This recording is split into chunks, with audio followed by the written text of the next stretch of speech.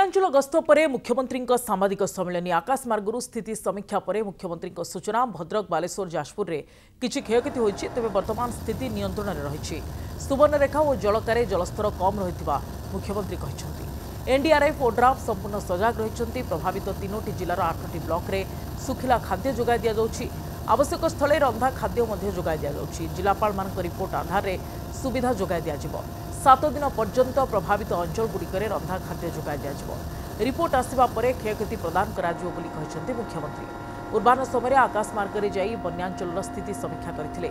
मुख्यमंत्री।